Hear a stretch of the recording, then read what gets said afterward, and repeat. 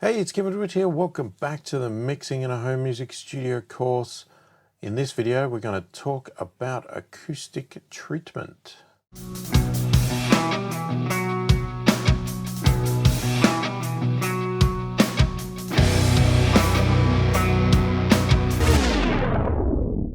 So firstly, if you're new to my channel and new to my videos and you like what you see, click the thumbs up, subscribe to the channel, click the notification bell to be notified of all my future videos.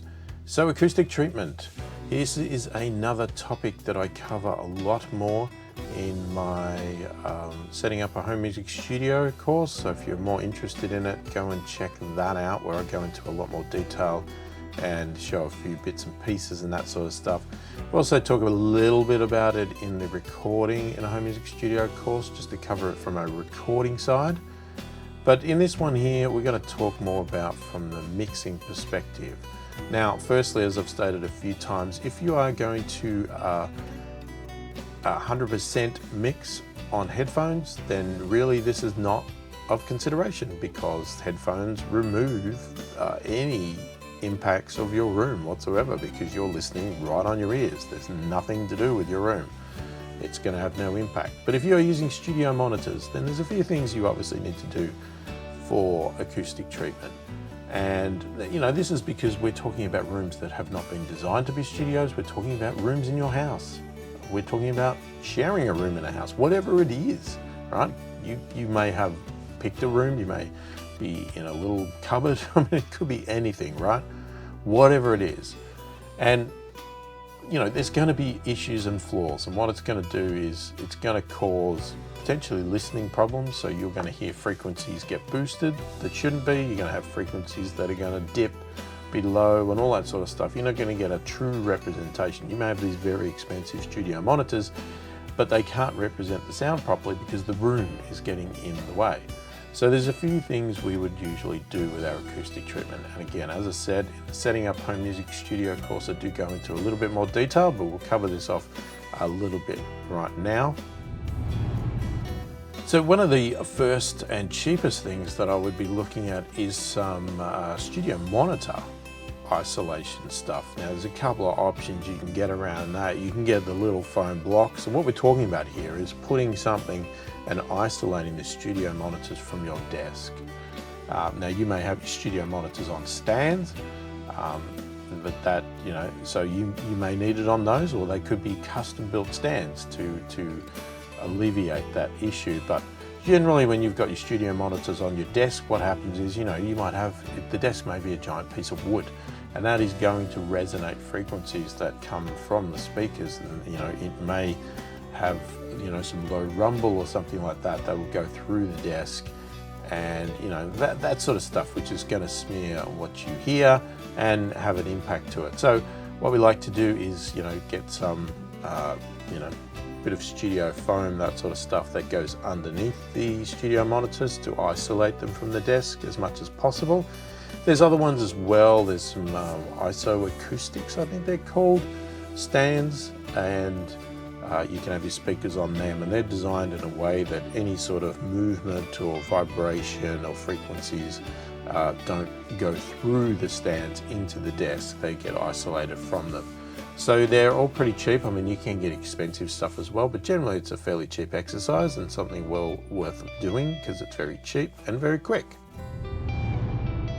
Now, the other things I would look at next would be to look at some acoustic treatment on the sides, right? So you want to look at your reflection points from the speakers. And again, as I said, I cover this in more detail in the Setting Up a Home Music Studio course. I definitely recommend you go and check that out if you actually haven't got any acoustic treatment and you or don't know what you want to do and you want to have a look at it. But I would look at some side ones there. They're going to control more of your high frequencies, and they're going to control the reflection point. So instead of, you know, if I'm sitting here and my studio monitors, you know, sort of out here, what might happen is the sound will bounce off the walls and come back into my ears and will throw my stereo balance out of whack, or they'll create echoes or that sort of stuff of high frequencies. And you know, they may even be with the audio, you know, audio travels sort of like in waves, they can bounce back and then clash over the top of each other and create dips and peaks and stuff like that. But depending on the type of acoustic treatment you get, usually it's not too thick. On the walls there, it will mainly control the high frequency stuff. So that would be the first place I would target. You may put some acoustic treatment behind your studio desk there to again control anything from bouncing off the back wall onto you.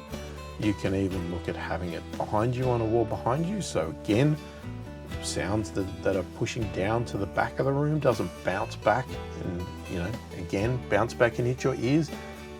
Sound is going to reflect off anything that, you know, is hard and can bounce off, and it's going to bounce back straight back to you and you're going to hear it again. You may even look at doing what I call a cloud, where you hang some studio panels on the top of the roof, again, to avoid the sound from going up and bouncing off the roof and bouncing down to the listening area.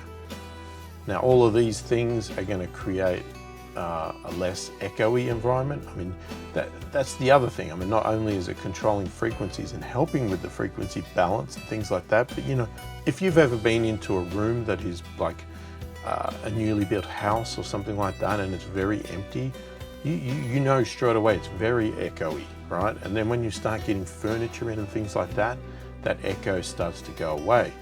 Right, that's what these studio panels do, right? They're basically taking a lot of that echo away because they're removing all those points of things bouncing through. You know, the audio is going to still travel to the wall like that, but it's going to hit your acoustic treatment and it's going to try and pass through it. It's going to get absorbed and won't bounce back because it just gets soaked up, basically, you know, weird technology, you know, terminology, because it's not liquid, but you know, it's going to soak up those audio frequencies and stop them bouncing around any further, you know, causing echoes and obviously frequency balances as well. Now, the other item you would want to look at is probably some bass traps, right? Because everything so far is generally being thinner sort of foam or fiberglass or whatever it's going to be, rock wall, whatever you're going to use or buy. Is mainly high frequencies, but you know, a lot of the problems in a studio, home music studio, is going to the low end, the bass. So common techniques for that would be to buy the big bass traps that you usually put in the corners of your rooms, because bass likes to build up in corners and in walls and all that sort of stuff. So you can put these big bass traps in and they will absorb and control a lot of the bass so that it doesn't bounce back all over the place, doesn't create, again, dips or boosts in different frequencies. But bass is one of the hardest things to control in a home music studio, because to control, especially very low end bass, it can be extremely expensive to get bass traps that will do that. And unless you're going to actually really analyze your room to find exactly what you need to do, it's going to be hard to know what to control and what frequencies you're losing and all that sort of stuff. But you know, doing some basic bass trap elements in your room is still going to be positive. You can have other things.